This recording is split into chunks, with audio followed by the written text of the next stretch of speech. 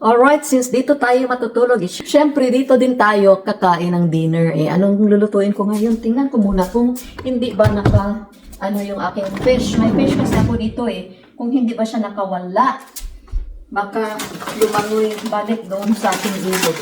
May fish pa ako. Yes, problema, wala akong mga spices. Wala na talaga akong spices. Paano ba to? You know what?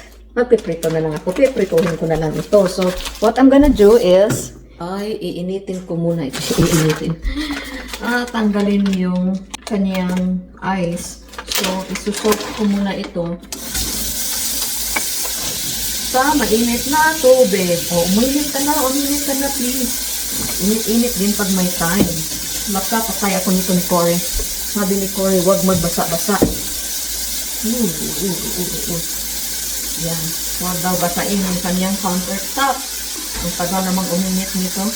So, careful talaga tayo na hindi mabasa yung kanyang countertop because 24 hours to cure. So, ay nako.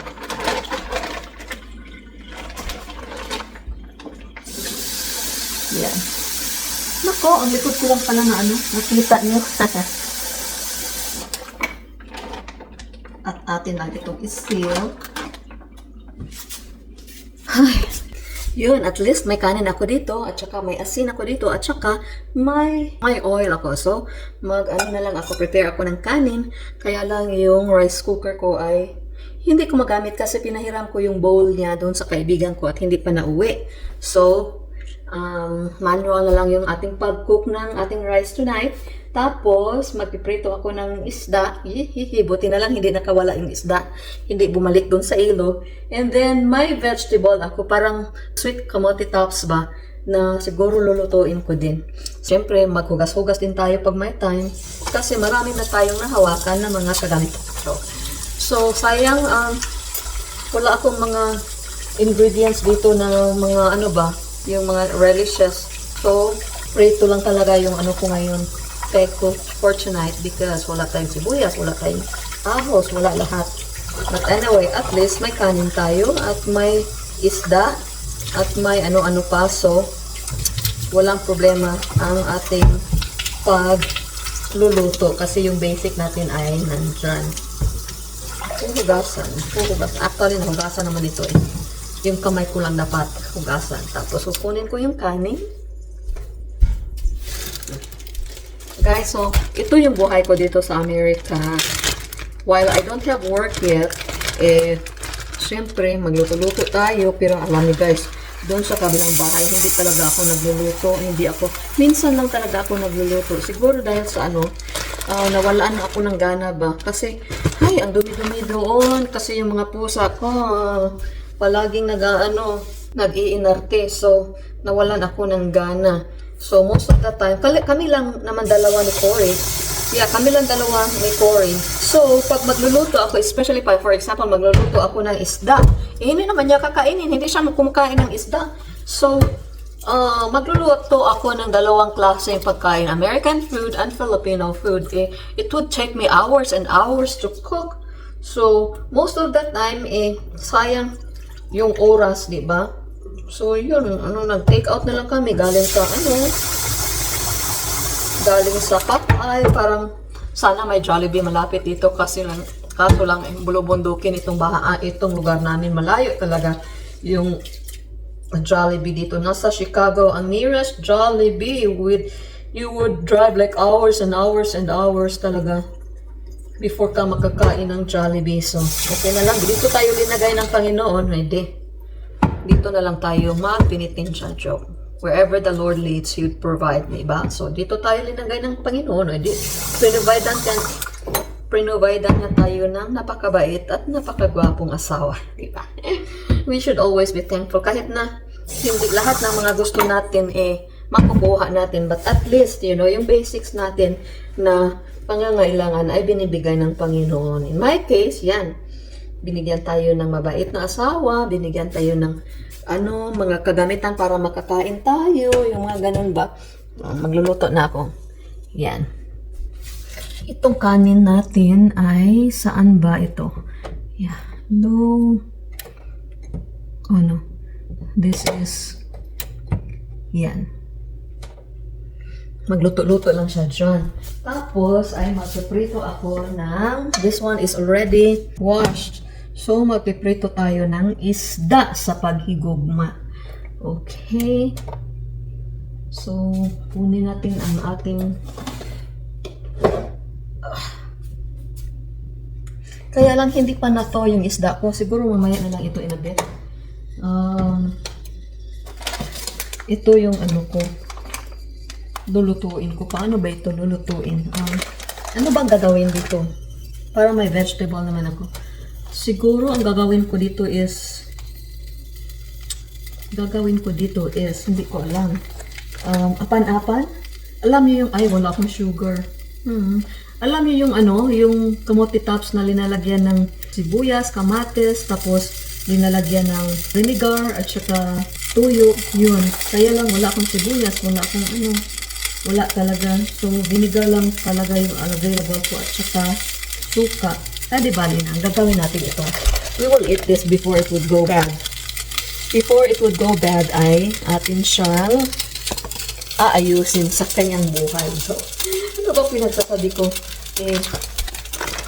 I-open muna natin ito. Saan ko ito ilalagay? Wala naman akong container dito. Ito ang nakaporti dito sa America, guys. Kasi, America. Ito yung nakaporti. Kasi, wala tayong kompletong experimentales. Siyempre, hugasan din natin. Hugas-hugas din tayo pag may time. Okay, saan ko ba ito ay, kailangan ko pala ng ano. Guys, alam niyo, marami akong nabili na mga kuan ba? Mga antique na, I bought some antique plates. Nabili ko lang siya ng $100, tapos pwede mong mabinta ng $500. Yan kasi antique eh. Ang problema, walang bibili. So, apparently, hindi pala yun ano, napagkasikat na antique. So, walang na-interesado. So, yan yung napala mo kartintera. Siguro, dito na lang. Gagawin ko muna itong vegetable before the fish. Yan o. Siyempre, hugasan natin ang ating gunting. Itong gunting na ito, guys, hindi ito ginamit sa ano, construction. Para sa special purposes lang talaga ito. Pwede sa pagkain, pwede sa mga papel, yung mga ganun. So, gagamitin ko siya para prepare ng ating kamote tops.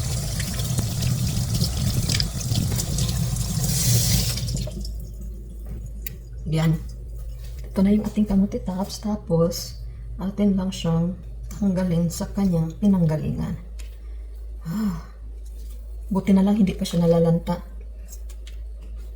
At isa-isahin nating putulin ang kanyang dahon. Yan. Ako. Ay.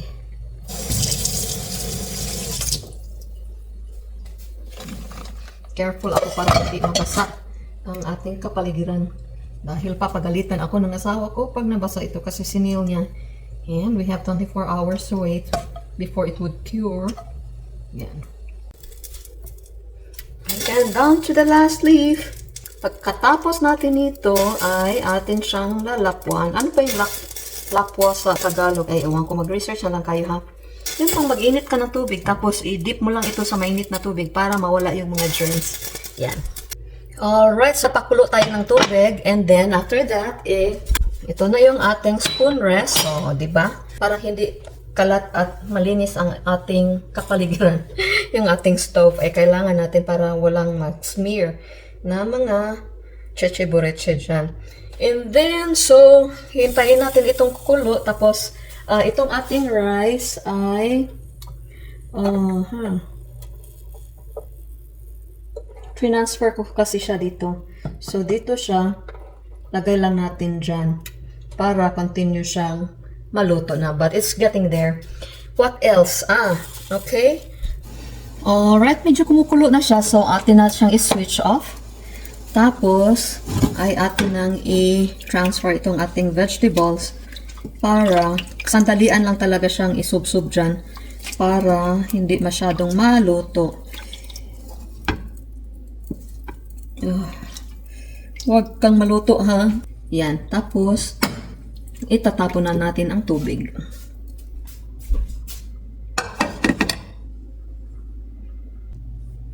At uumpisahan na natin lutuin ang ating mahiwagang isda. So, nahugasan ko na ito. Hintayin lang natin na mamala siya. And then, we will pour our beloved. Okay. Itong hintayin lang natin. We're almost done. We're almost done. Ang buhay Amerika. Ganito talaga yung buhay Amerika, guys. By the way, before I forget, alam nyo ba na itong ating oil ay dapat isang beses lang talaga ginagamit? Kasi guys, yung minsan, di ba, matempte tayo na, ay, ang dami pang natira, pwede pa ito gamitin next time, pabalik-balik natin ginagamit yung ating oil, nakaka-cancer po yan, guys. Pag yung oil ay init na, tapos ay cool down na siya, tapos iniinit mo na ulit, ay mag-degenerate siya ng mga chemicals na nakaka-cancer sa ating katawan. Mostly yung ina-attack niya, the pancreas. So careful tayo talaga, guys, na hindi tayo gumagamit ng ating oil na paulit-ulit. Init! Ayan, kailangan may takip para hindi tayo makusikan ba.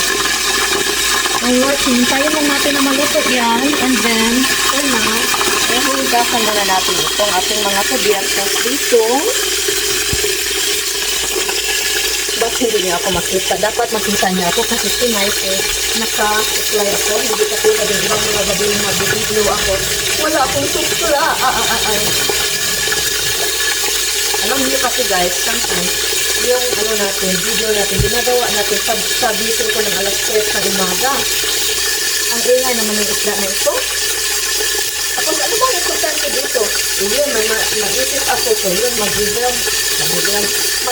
na ako. Tapos, yun, nakalimutan ko na mag-sukay. Bakit ako mag-sukay? Nasa bahay na ako. At saka, madaling araw yung pagkisayang ko, diba?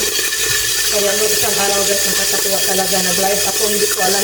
Inaayos ko yung buho ko, pero hindi ko alam na hindi naman pala talaga naayos. So, yun, para akong, ewan. But anyway, for those who have been visiting me, salamat sa inyong lahat. At nung nag-live ako guys, may mga bumisita din sa akin. Dalawa o tatlong tao. So, thank you for those who came. I really appreciate you guys. Tapos, hopefully, may matutunan kayo sa ating buhay-buhay dito sa Amerika. Kasi, ganito ang buhay guys. Minsan, sasabihin nila, wow, nasa Amerika na siya. Kung ako lang nakapiliin. Ako, yan na lang ako sa atin. Kasi dyan sa atin, hindi naman tayo mayaman. Pero, may helper tayo. Makaka-afford tayo ng helper. Tapos, ang taga naman makuha ng yung fruit niya. Yung bubbles ba? Tapos, yun, dyan sa atin, hindi tayo mayaman, pero makakabayad tayo ng helper. O diba, dito sa Amerika, everything is done by us. Like, wala tayong magawa, wala tayong helper, so tayo maghugas, tayo magluto, tayo maglaba, tayo lahat, maglinis. Ay, nakakapagod din. Although, sabihin nila, diba, hindi kasi Amerika naman ay, kahit na nasa Amerika tayo, gusto ko pa rin sa atin. Kaya kasalanan ko kasi nag-asawa ako ng Afan. Afan ba yun yung tawag nila? Nag-asawa ako ng Amerikano. Pero di ba na guys, it's worth it. It's all worth it. Tonight, nandun siya sa aming kabilang bahay at ako nandito ako sa bagong bahay. So, yan. Ito na lang sa tulog. Minsan nga, wala din kami kahit nasa isang bubong kami doon sa kabilang bahay. Nag-transfer siya. Nag-transfer siya sa kabilang kwarto kasi ako, nocturnal ako, hindi ako makatulog. Tapos, so nag-watch ako ng TV, hindi siya, light sleeper din siya. So, hindi siya makatulog pag maingay yung TV. Tapos, yung mga pusa, palaging nakaka-jump, especially pag gusto yung mga pusa, guys, nakatulog ka, 5 pusa, isa nasa ulo mo, isa nasa kagiliran mo, isa yung sa paa mo, yung sa chest mo, yun. Tapos, pag nagugutom sila, guys, gagawin nila, they will jump on you. Like, magtatakbo yan galing sa sahig, papunta sa iyo. Jump dun, tapos, minsan, nasa kalagitnaan ka ng katulugon mo, tapos, mag-jump sila doon sa chest mo. Oh my God, feeling ko na parang nabato ako ba? Binato ako, yun pala, pusa pala yun, nakakungkong sa'yo. So, yun, kaya, ayaw ni Cory ng ganun. So, minsan, nag-transfer siya doon. sa kabilang kwarto. Kaya, hiwalay kami. Hiwalay sa pagigugma. Joke. Alright, ating balik na rin ang ating isda. Alright, huwag kang mag-splash sa akin ha, kasi ang sakit.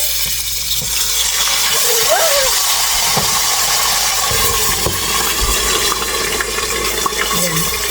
Atin lang lower. Transfer na natin ang ating makusganong suka. Kaya lang gusto ko ano siya talaga i-mix para ma-feel natin yung ano niya ba. Yan. I-feel natin yung asim. May asim pa si Sadel. Yung asim at saka yung kanyang anghang. Ang ganda ng combination. Asim at anghang. Hirap naman ito. Ow! Ang asim at anghang ni Carpentera.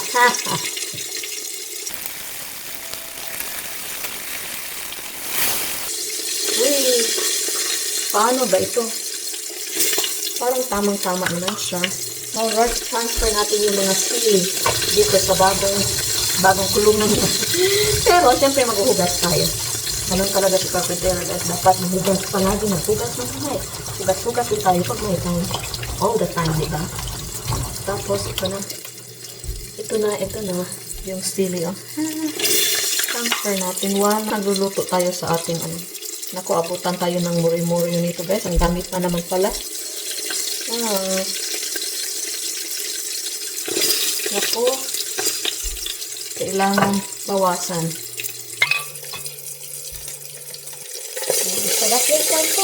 May naiwan pa tayo dito na suka. Yan. Tapos, ito na. Lagay na natin ito dito.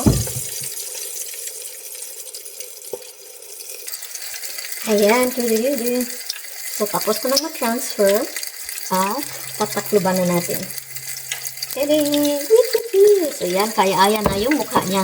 Now, this time, ito na naman ang ating dato puti soy sauce.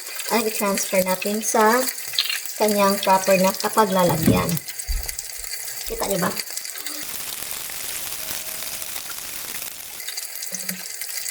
Oh! Nako.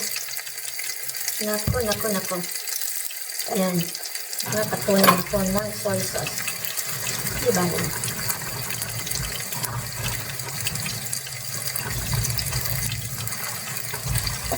Okay. At atin na. Konting-konti na lang. Kakain ako ng dinner. Imagine, ilang oras yung ko. Pag-prepare ko ng dinner ko lang. For myself lang. How much more kung dalawa yung i-prepare ko sa akin at saka kay Corey. Diba? Cheers ko lang tayong parang ako. Ito, Ako at saka si Corey. Filipino food, American food. Tapos, cheers na lang kanina. So, ato na itong itatabi para sa susunod na mga kabanata.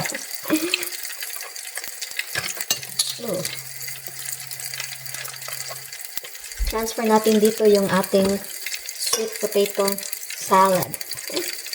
Suka lang yung na-add ko, guys. Tapos, I think I'm gonna add, sayang wala akong kamatis dito. Masarap siguro ito pag may kamatis at saka may sugar. Wala akong sugar unfortunately, I don't have any sugar. Diba dapat may sugar ito, kamatis, sibuyas? Ay, naku. And then, kapwera na natin ito. Tapos, lalagyan ko na siya ng suka. So, lalagyan na naman natin ng patis.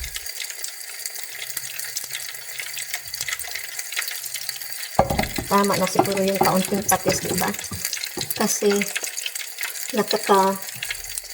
nakakaano sa kidneys yung maraming patis. Nakakasira ng kidneys. Yan. Ito na yung magiging salad natin. So, kompleto na yung ating dinner for tonight. Isi-serve ko na ito. Woot!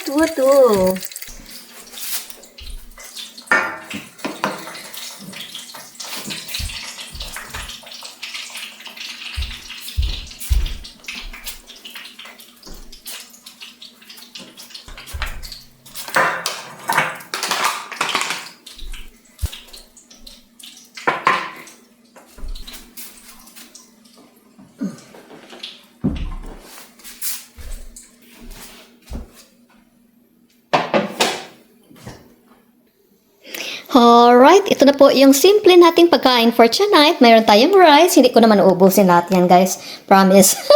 Tapos, may isda tayo na pinirito. By the way, guys, anything na fried na ginagamitan ng oil, tapos ay hindi nyo natapos, ay huwag nyong initin ulit basta may oil, guys, kasi nakaka-cancer po yan. So, yung mga french fries natin na dinip ng oil, yung mga fried chicken, mga fried fish, etc., etc., nako, huwag nyong initin ulit, guys, kasi yung oil na ginagamit doon, if you're going to warm it again, ay mag-release siya ng mga toxics at carcinogenic na mga chemicals. So, yan. Yan yung ating vegetables and fruits and desserts. Guys, pagod na ako. Ilang oras ako. Ang hirap pala magkagawa ng content, guys. Please, panoorin nyo. Kasi ang hirap talaga. Ilang oras kong ginawa ito. So, salamat. By the way, I'm just joking. But, kung pwede din, panood kaya, tsaka i-share nyo sa mga friends nyo, guys. Please, please, please, please. Para malaman nyo kung ano ang buhay-buhay dito sa Amerika ng isang carpentera na hindi na carpentera ngayon. But anyway, thank you so much for everything. And God bless you all. And always remember that God loves you. That He gave us, you and me, His only begotten Son. So that who will believe in Him will not perish in hell, but have everlasting life. Thank you so much. God bless you guys. Bye-bye. Mwah!